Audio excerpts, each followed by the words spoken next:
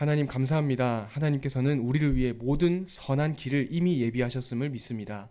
우리가 있는 이곳에서 우리가 힘든 이 현장에서 하나님께 우리의 소망을 두게 하여 주옵소서.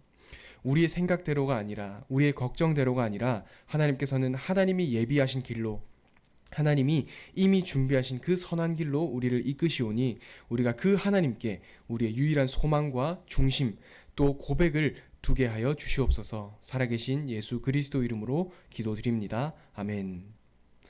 오늘 새벽 예배 함께 나누실 하나님 말씀은 창세기 46장 28절에서 47장 12절까지의 말씀을 가지고 역전시키시는 하나님이라는 제목으로 함께 말씀을 나누시겠습니다.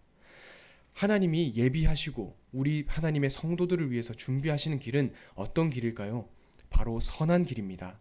사람의 기준에서의 선한 길이 아니라 우리의 생각과 우리의 틀 속에 갇혀 있는 그 선한 길이 아니라 하나님께서는 우리의 수준을 넘어서서 우리를 이끌어 가시는 그 선한 길을 예비하셨습니다. 우리가 생각할 때는 단순히 이 길은 너무나 어려운 길이다.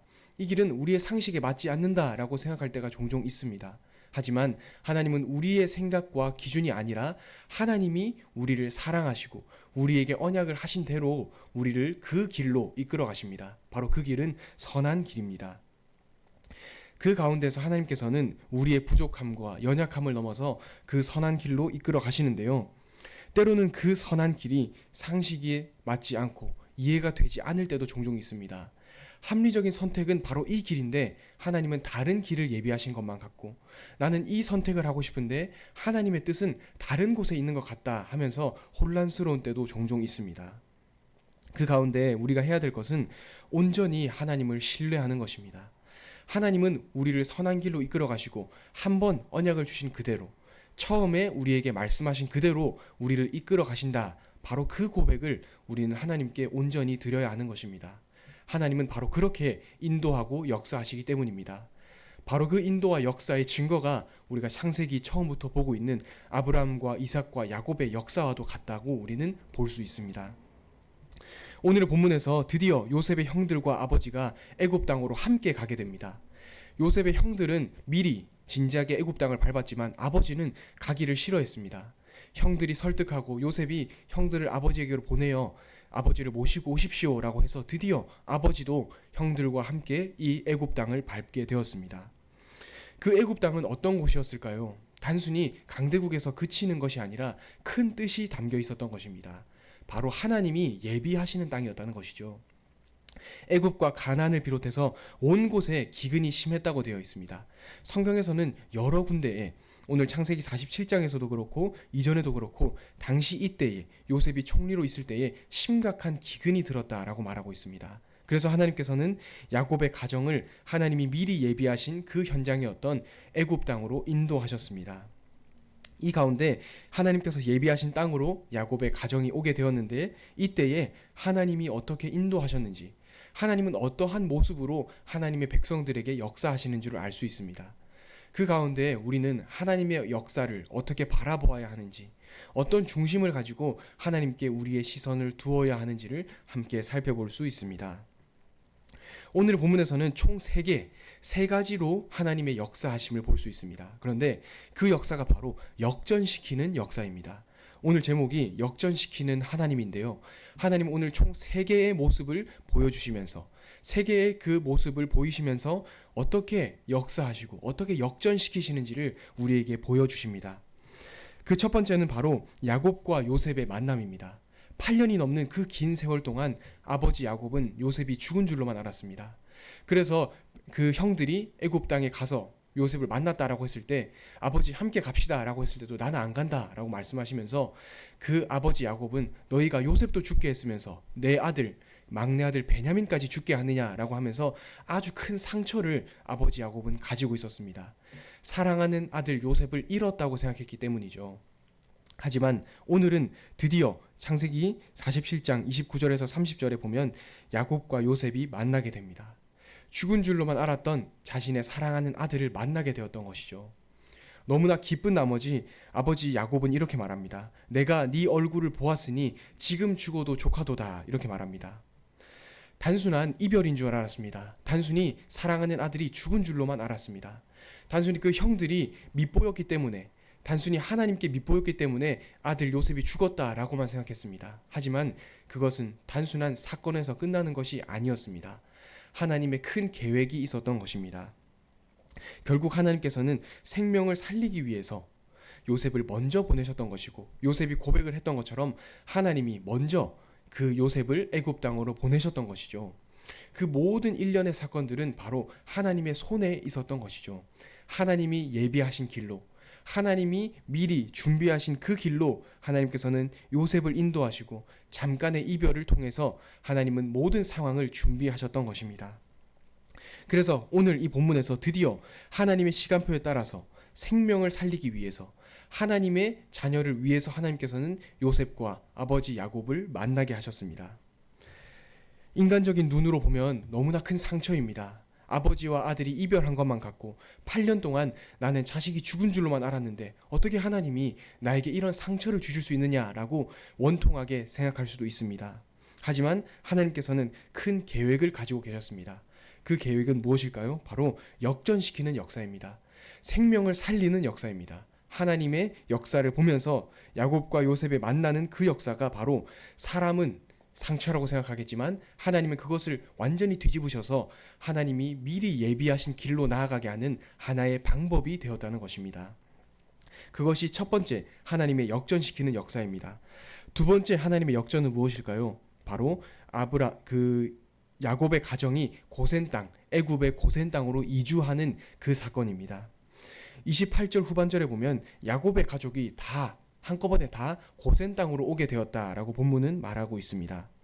온 땅이 다 기근이 들었던 때, 애굽 땅은 물론이고 그 주변의 땅, 그리고 야곱의 가정이 살았던 가나안 땅도 다 기근으로 시달리던 바로 그때였습니다. 목숨이 위태하던 그때에 하나님의 인도로 생명을 보존하게 되었던 것이 바로 야곱의 가정이었습니다. 하나님은 생명을 구원하시기 위해서 요셉을 먼저 애굽 땅으로 보내셨습니다. 그리고 요셉에 이어서 야곱의 가정도 있게 하시고, 뒤에서 나오겠지만 그 주변의 모든 나라들도 애굽으로 와서 곡식을 얻고 생명을 보존하게 되는 그러한 모습을 하나님께서는 요셉이라는 한 사람을 통해서 이루어 가시는 것입니다. 위기의 가운데, 기근이라는 아주 목숨이 걸려있는 그 상황 가운데에서 하나님께서는 하나님의 백성 야곱의 가정 모두를 살리시는 그 역사를 보이셨던 것입니다. 요셉을 먼저 보내셔서 그 상황을 먼저 만드시고, 그리고 그 상황 가운데에서 하나님의 사랑하는 백성이었던 야곱의 가정을 구하는 하나님의 큰 그림을 그리고 계셨던 것입니다. 기근이라는 것이 당시의 시선에서 봤을 때는 하나님이 왜 언약의 백성에게 기근을 주시냐라고 했지만, 하나님은 기근을 해결해 주시는 것을 넘어서 온 야곱의 가정이 애굽 땅으로 오게 하시고 그 애굽 땅에서 번성하게 하려는 하나님의 큰 계획이 담겨 있었던 것입니다. 단순히 보면 위기지만 하나님은 더 큰 계획을 가지고 자신의 생각과 사람의 기준, 사람의 뜻을 완전히 역전시키셔서 하나님의 인도하심, 그 계획 속으로 나아가게 하시려는 것이 하나님의 큰 계획이었던 것이죠. 세 번째 하나님의 역사는 무엇일까요? 바로 꿈꾸는 요셉의 역전입니다. 오늘 본문에 보면 11절에 보면 이렇게 나와 있습니다. 애굽의 좋은 땅 람셋을 그에게 얻게 했다, 이렇게 되어 있습니다. 요셉의 형들이 애굽 땅으로 오게 되었습니다. 그런데 요셉이 아주 적극적으로 나서서 요셉의 형들에게 애굽의 좋은 땅을 주려고 합니다. 그리고 12절에 보면 온 집에 그 식구를 따라서 먹을 것을 형들에게 주어서 형들을 봉양하였더라, 이렇게 말합니다.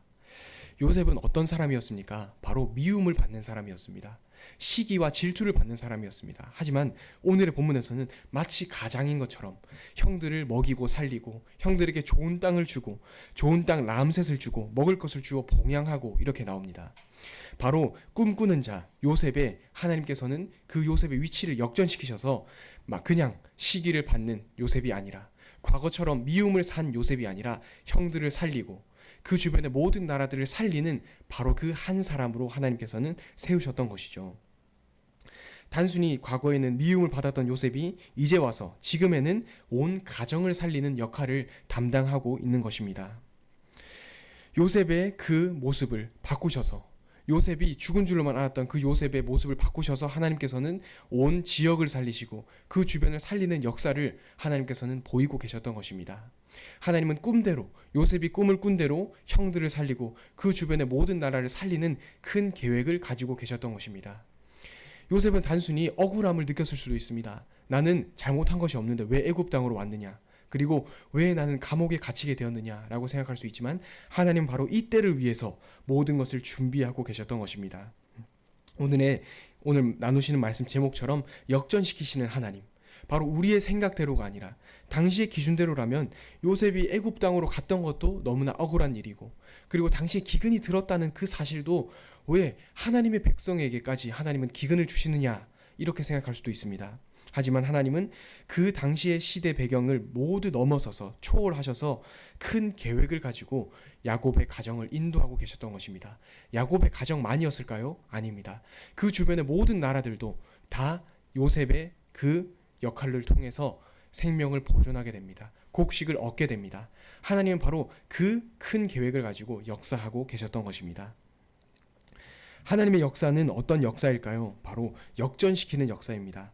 그 역전이라 함은 사람의 생각을 역전하는 것인 것 같습니다. 사람의 생각, 사람의 기준, 사람의 관점, 사람의 생각을 넘어서서 하나님께서는 그것보다 훨씬 더 생각할 수도 없고 측량할 수도 없는 큰 역사와 계획을 가지고 우리를 인도하십니다. 바로 이 요셉의 때에 인도하신 것처럼 말이죠.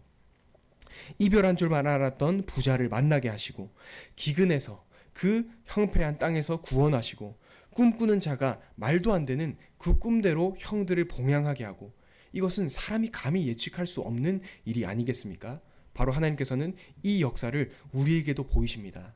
우리의 생각대로가 아니라, 우리의 기준대로가 아니라, 우리의 관점대로가 아니라 그것을 넘어서서 하나님께서는 우리가 상상하지도 못하는 그 길로, 우리가 생각하고 예측하지도 못하는 그 길로 하나님은 우리를 이끌어 가십니다. 그 근거가 무엇일까요? 바로 언약이라는 틀입니다. 언약이라는 흐름입니다. 하나님은 하나님의 언약을 이루시기 위해서 하나님의 방법대로 우리를 이끌어 가십니다. 우리는 때로는 하나님은 언약을 이루신다, 하지만 그 방법은 우리의 방법대로 이루기를 원할 때가 종종 있는 것 같습니다. 하지만 하나님께서는 하나님의 방법대로 하나님의 언약을 이루어 가시는 하나님이십니다. 언약을 주신 분도 하나님이시고 언약을 이루시는 분도 하나님이시고 그 가운데 하나님의 방법대로 이루시는 분도 하나님이십니다. 우린 오늘 우리의 생각을 내려놓고 우리의 기준을 내려놓고 하나님이 역전시키시는 역사 가운데에서 우리의 생각을 초월하고 시대의 배경을 넘어서서 하나님의 언약을 이루시는 그 하나님을 바라보는 오늘의 주일 예배가 되었으면 좋겠습니다. 우리의 생각에 매이지 않고 우리의 생각 가운데 하나님의 그 말씀을 우겨 넣는 것이 아니라 크고 놀라운 하나님의 말씀을 온전히 바라보면서 하나님의 뜻에 온전히 집중하면서 우린 오늘 하나님 어떤 언약을 내게 이루려 하십니까? 어떠한 인도를 내게 보이려 하십니까? 어떠한 역전시키는 역사를 통해서 나를 인도하십니까? 라고 질문하는 것이 오늘 우리가 예배 시간에 해야 될 질문과 집중일 것입니다. 오늘의 예배 가운데 우리의 뜻이 아닌 하나님의 뜻을 구하고 우리의 생각이 아닌 하나님의 인도하심을 온전히 집중하는 오늘의 예배가 되었으면 좋겠습니다.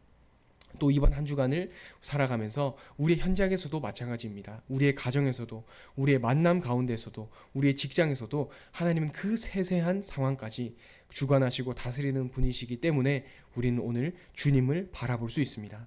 주님을 바라보아야만 하는 것입니다. 오늘의 예배 가운데서도 그 하나님을 묵상하고 하나님의 말씀을 받는 모든 성도님들 되셨으면 좋겠습니다. 기도하겠습니다. 하나님 감사합니다. 우리가 우리의 생각대로 하나님의 말씀을 판단하고 생각하고 그 생각에 하나님의 말씀을 구겨 넣는 것이 아니라 하나님께 온전히 우리의 중심을 두게 하여 주옵소서. 우리의 생각대로가 아니라 하나님의 뜻대로 되어지는 줄 믿습니다. 우리의 기준대로가 아니라 하나님의 인도하심대로 이루어 가심을 믿습니다. 주님, 우리가 그 가운데에서 우리의 생각을 조금 내려놓고 하나님께 온전히 집중하게 하시고 역전시키시는 하나님께, 가장 선한 길로 인도하시는 하나님께 우리의 유일한 소망을 두게 하여 주시옵소서. 살아계신 예수 그리스도 이름으로 기도드립니다. 아멘.